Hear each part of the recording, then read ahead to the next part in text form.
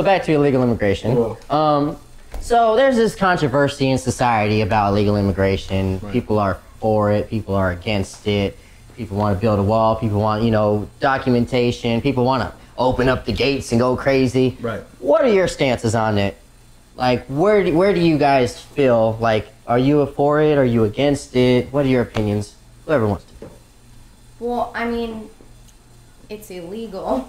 I don't even understand why it's a subject up for debate. It's illegal immigration. If you want to come to the country, great, come here. Like, at one point, you know, one of your family members immigrated here, you know? Right. Mm-hmm. You can agree to that. But it's really not up for debate. Like, illegal immigration is illegal immigration. Like, if you want to come here legally, do that. There's people that are waiting to come into the country, and they can't because we have so many illegals here, you know? Mm-hmm. They only give out a certain amount of, you know, I don't know what it's called, but they only give out a certain amount per year for people that are waiting on this list to get in. And I mean, whatever, come here. You want to come here, fine, but do it legally. Okay. Do it the right way. And I think, like, if we could start over, I think in America, like, we could start off so many different ways, law books, whatever, this would work. I guess where I get to is, like, so, for example, in Alabama, sweet potato farmer, right?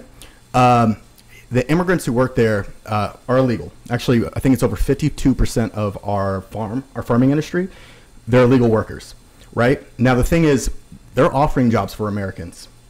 The Americans who have come, who have done it, have not been even close as fast, and they actually quit.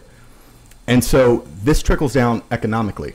So if we take the immigrants out, for example, which, don't get me wrong, I still see that kind of a modern day slavery where we're paying them a lot lesser than, you know. But for a person making, let's say, $100 a day, and they can get the job done and all the crops are out, right? And now you go into a Walmart, now you can buy watermelon for 97 cents, right? When the Americans have done it, they first said they would do it for about $300 a day, the minimum. But they couldn't, like I said, they're not nearly as fast, and most of them quit. Farmers to this day are saying, hey, we're hiring, doesn't matter what you are, please come over here, we need help. So what happens is when let's say we deported the illegals, right? And we deport them. What the next thing that's going to be a problem is the farming industry. So in the farming industry, there's either two things that can happen. Either one, every produce place is going to go up in price because the Americans want more money for it, and it's not coming as quick because they're not doing the job as fast. The other thing that trickles down then is, okay, well, people are obviously not going to be paying more for produce. So the next bad thing that is going to happen is that we're going to have to be getting our produce from different countries so we can get that price range. What then happens is it trickles down to the farmers, and now farmers don't have jobs. So this is where it's like, it's a tricky situation. Well, I mean, it's impossible to deport all of the illegals here. There's Right. over 1 million illegal immigrants Oh, here. it's like, more. Yeah, so it's a huge number. I think it's like 8 million. Or, yeah, something crazy. Like, I think it's like 7 million. But you can't deport everybody like all at once. It's just not possible. Right. Well, and Trump, you know, I honestly, with the whole DECA, Trump honestly doesn't. Okay, here's my opinion. Trump doesn't want to fully take it away. So what happened was when Obama first did that, it was an executive order. And basically, the Senate voted against it, but he said, no, we're going to do this, and there was paperwork involved. Now, since Trump has been the president, right,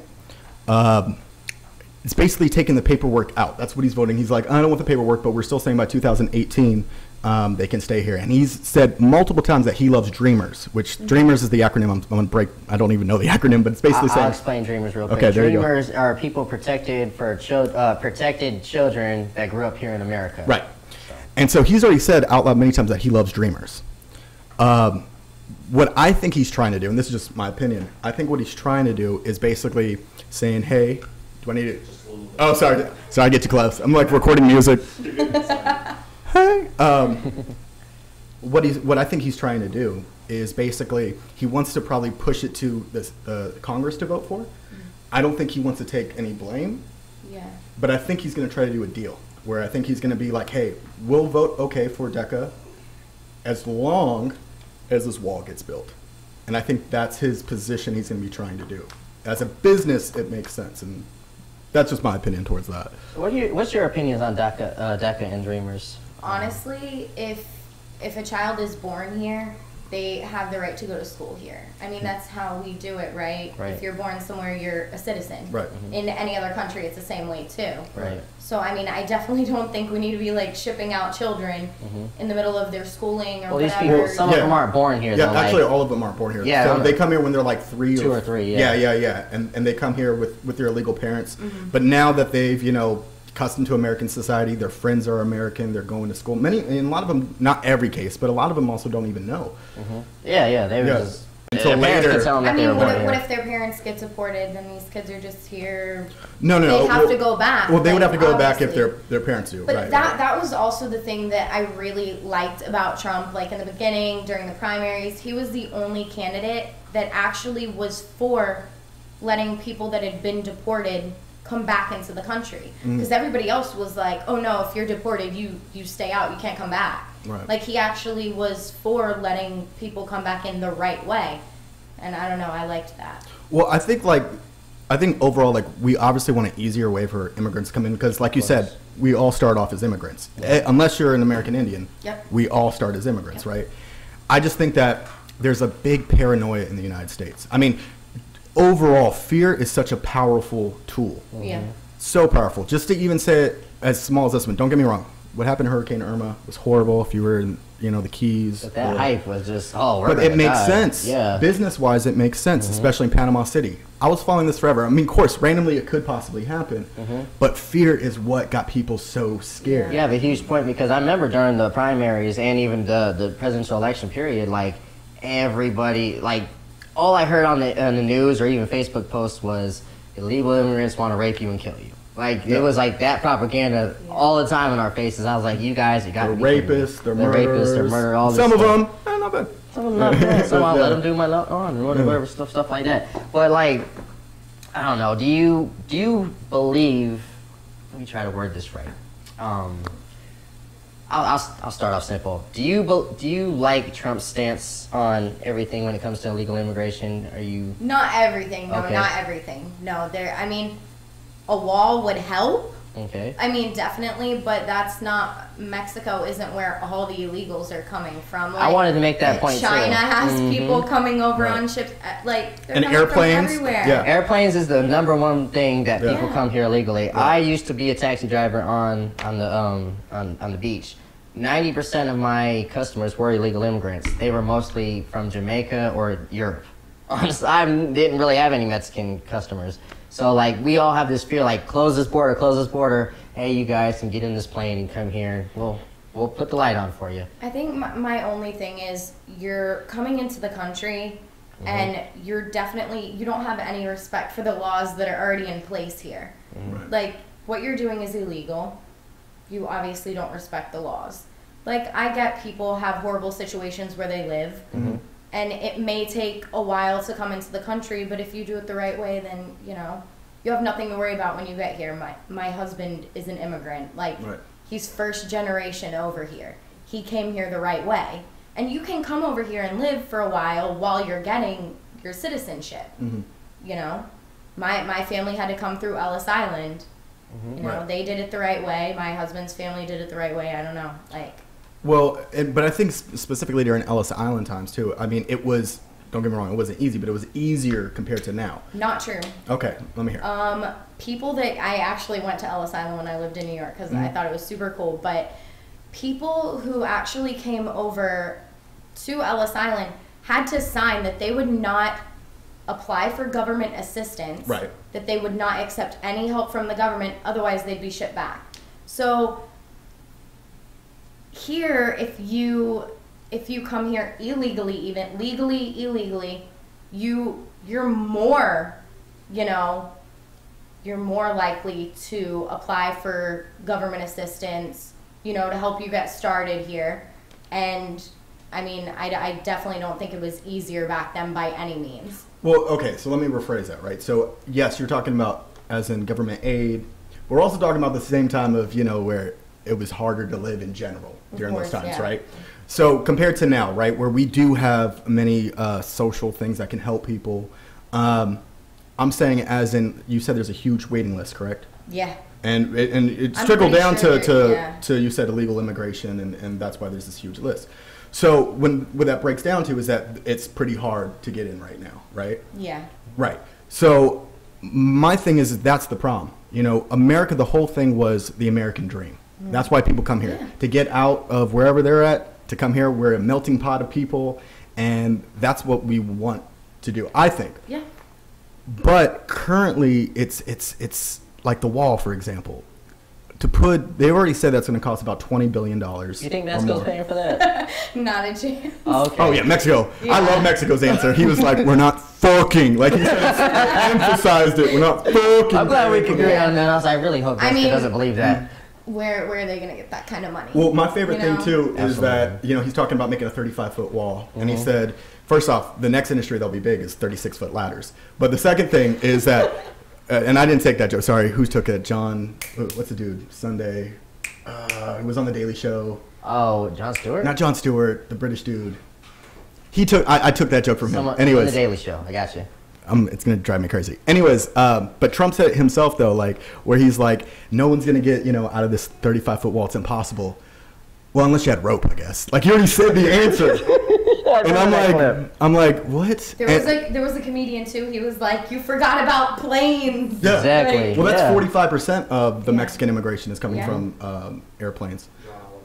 John Oliver, thank you. Sorry. Oh, okay. I love John Oliver, by the way. But the other thing too is that, and they said in the next 7 years that's going to cost upwards back to that $20 billion just to take care of this wall. So the question is, we're going about $40 billion already.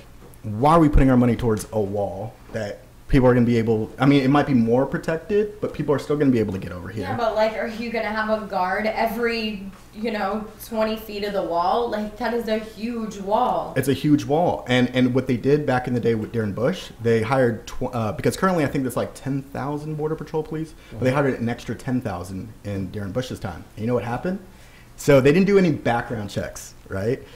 They did. I mean, not background checks. Sorry, they did some background checks, but the lie detector test. They didn't give them a lie detector test. And so what was happening is a lot of these agents were criminals before, and they were working with the drug cartels. Yeah. So and so like if we need better checks and balances if they are going to hire more people. Yeah. I thought that was very. Dang. Maybe you can't blame Obama for everything. Maybe George Bush has something to do with some things. I'm just kidding. Okay, so. Mexico all paying for it. Most of them are playing. Wow, you guys pretty much said everything I was going to say. I mean, as a son of an illegal immigrant as well, and I'm glad you're close to one, as you're with one every night. Illegal.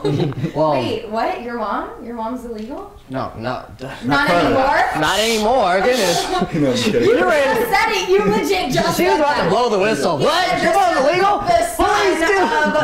Someone that was she became legal when she was 12. But yeah, she was, I guess we would call a dreamer. Her parents brought her here. They came on a boat actually, from England, and so as I had to have a bias on this. So I don't have a leftist agenda, and I'm not a libtard like some people might think. I actually have a personal reason why I don't. So let me ask you another question. I didn't mean to interrupt myself in that. Where does being a human being and being American stop? Let's talk about, you're in the medical field, right? Kind of ish. We'll see, maybe one day. Maybe not. So do you believe like if a illegal immigrant needed medical assistance, do you think we should just turn them down and just straight for the Americans? No, absolutely not. But that's also another thing.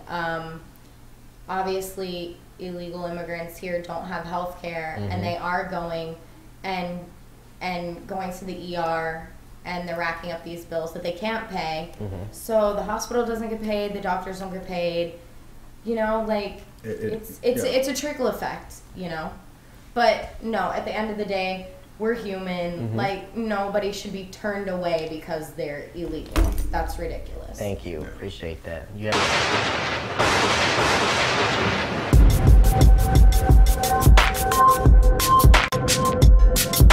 Available on iOS and Android, Stardust is a new social network devoted to interactive discussions about movies and TV amongst friends and fans. The discussion is easy. Just share your take in a 3 to 30-second video to let the community know what you thought about the topic and other people's commentary. Best movie ever.